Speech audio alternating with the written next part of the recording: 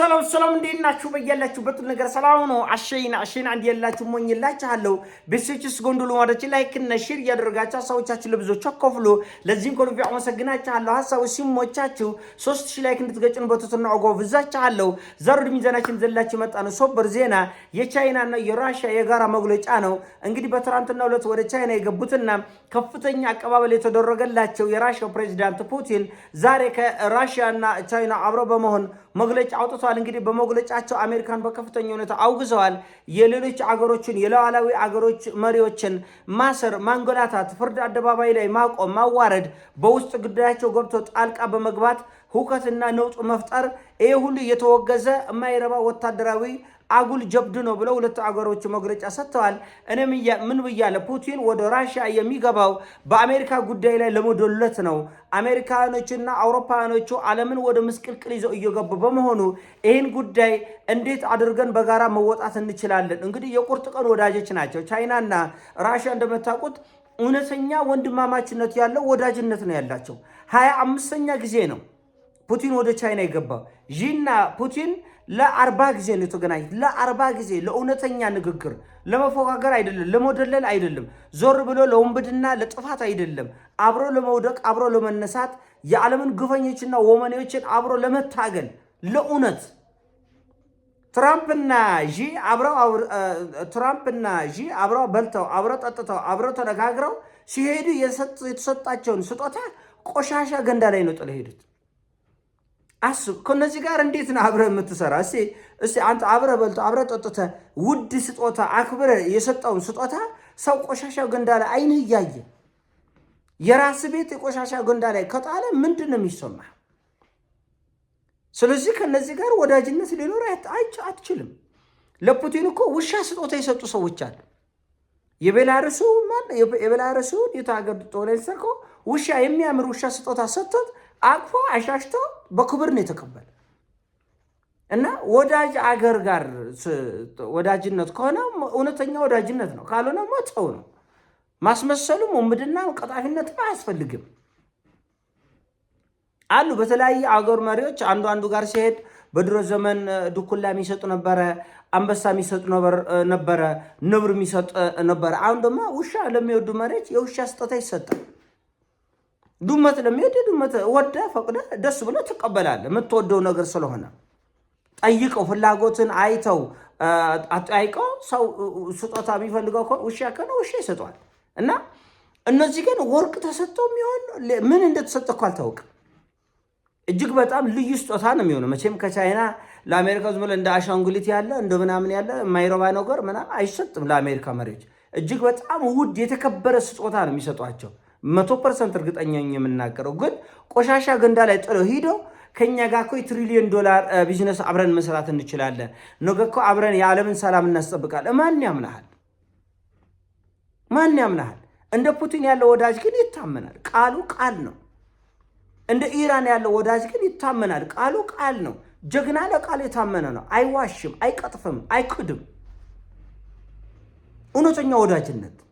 አሁን ቻይናና ራሺያ ሳይወዱ በግዳቸው አብረው መስራት ግድ ይላቸዋል። ለምን?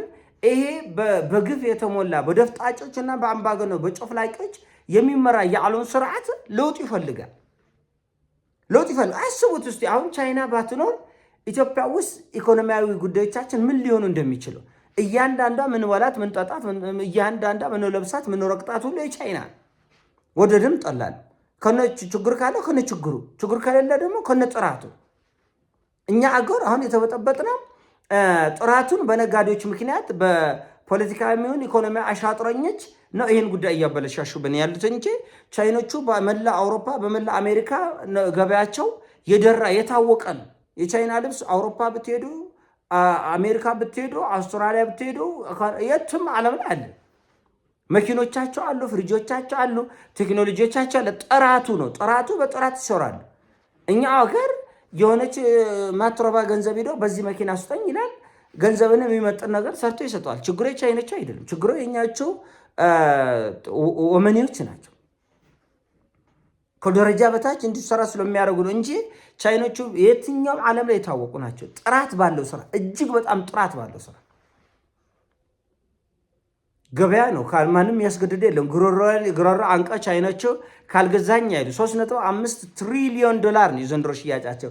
የአሜሪካ ስንት ነው? 1.9 ትሪሊዮን ነው የንግድ ገንዘባል። እና ልዩነቱ ስራቸው ራሱ ያስታውቃል። እነዚህ ቻይና የምትባል አገር ባትኖር በዓለም ኢኮኖሚ ላይ በምዕራቦችና በአሜሪካኖቹ ብቻ ሞኖፖሊ የተያዘ ገበያ ምን ሊሆን እንደሚችል፣ ፖለቲካው ምን ሊሆን እንደሚችል፣ ራሽያ ባትኖር በአፍሪካ ላይ ያለው ፖለቲካዊ ጫናና አሻጥር የት ደረጃ እንደሚሄድ ስንት ጉዳይ ነው። በተባበሩት መንግስታት ድርጅት እኮ ቻይናና ራሽያ አይሆንም ብለው ያስቆሙት እኮ ስፍር ቁጥር የሌለው እልቂት እኮ ስፍር ቁጥር የሌለው ውድመት እኮ እና እነዚህ ሁለቱ አገሮች አንድነታቸው እንኳን አንድ ሆኖ ብቻ ለብቻ ራሱ ከፍተኛ አስተዋጽኦ ነው ለዓለም። በተለይ ቻይና በተለይ በኢኮኖሚያዊና ማህበራዊ ፖለቲካዊ ጉዳዮች ላይ የፈጠረችው ጫና እጅግ በጣም የተለየ በተለይ ኢኮኖሚያዊ ጫና ወይም ደግሞ ምንድነው ለውጧ የፈጠረች ኢኮኖሚያዊ ለውጥ በመላ ዓለም ትንግርት የሚያሰኝ ነው እና ራሽያኖቹ ደግሞ የዓለምን ሚዛን በመጠበቅ እጅግ በጣም ጉልህ የሚባል አስተዋጽኦ አድርገዋል እና መፎካገሩ የለውም። እንዴት ትፎግራለህ? የሰጠን ስጦታ እንዴት ቆሻሻ ላይ ይጣላል? አይጣልም። ንቀትህን ነው የሚያሳየው። አንድ ንቀትህን ካሳየ ደግሞ ማንም አንተን አያከብረን። ከመጋረጃው ጀርባ ወንብድና እንዳለ ሼር እንዳለ ያሳውቃል። ማንም አንተን አብሮ ሁለት መስመር የሚሄድ የለም። ሁለት መስመር አብረው የሚሄድ የለም። አንተን አምኖ እና መተማመን ከሆነ መተማመን ነው። መከዳዳት ከሆነ መከዳዳት ነው። አብሮ መስራት ከሆነ አብሮ መስራት ነው እና የኢራን ጉዳይ ነው ጉሮራቸውን ይዘው ወደ ቻይና የወሰዳቸው። የኢራን ጉዳይ የጭንቅ ነው።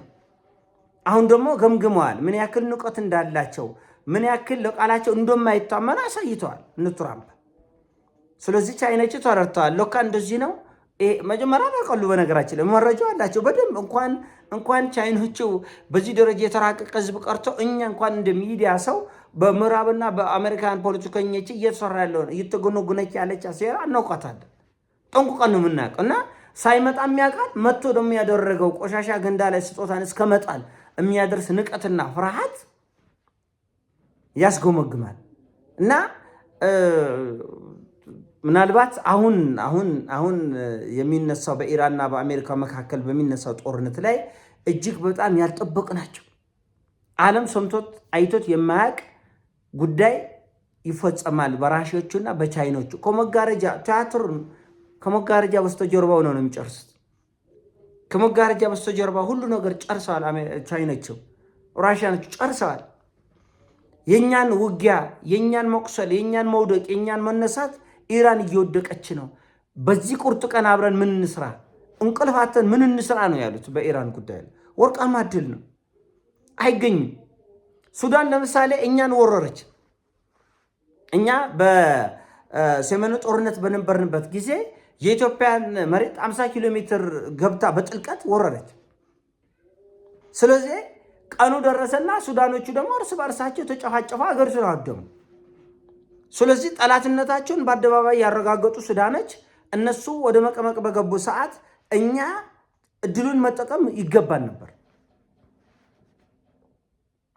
ነበር። አሁንም መጠቀም ይገባን ነበር። ግን በደንብ የተጠቀምነው አልመሰለኝም። ልክ እንደዚሁ ቻይናና ራሽያ በሱዳን ጉዳይ ላይ በደንብ አድቫንቴጅን ተጠቅማል። በደንብ ቻይናና ራሽያ በኢራን ጉዳይ ላይ በደንብ ጥቅማቸውን እያስጠበቁ ነው። ዓለም እውነታውን እንዲረዳ እያደረጉ ነው። ሌላው ዓለም በድፍረት በእውቀትና በወኔ እንዲነሳ እያደረጉ ነው ያሉት እና ራሳቸው አሜሪካኖች የሚይዙት የሚጨብጡት የዘላለማዊ ውጊያ ኢራን ላይ የተከፈተ ፎሬቨር ጦርነት ነው። መውጫ የለም። መግባት ይቻላል፣ መውጣት አይቻልም። በክፍል ትዋጋለህ። ክፍል 1፣ ክፍል 2፣ ክፍል 3፣ ክፍል 100፣ ክፍል 200 እያል ትዋጋለህ እንጂ መውጫ የለም። መውጫ እንደሌለ ራሱ አውሮፓውያን መሪዎች ነው የተናገሩት። ይሄ ሰውዬ መውጫ የሌለ ጦርነት ውስጥ እያስገባን እኛ እዚህ ጦርነት ውስጥ አንገባም። እንደ ሊቢያ፣ እንደ የመን፣ እንደ ሶሪያ። በእርግጥ እሱ ራሱ መውጫ የለውም። ጥለው ፈረጠጡት እንጂ መውጫ አዘጋጅተው ፋይልን ዘግተው ከተዘጋው ዶሴ ገብተው አይደለም እና ይሄ ነገር በጣም ከፍተኛ ጥንቃቄ የሚፈልግ እንደሆነ መላ ዓለም ያውቀዋል።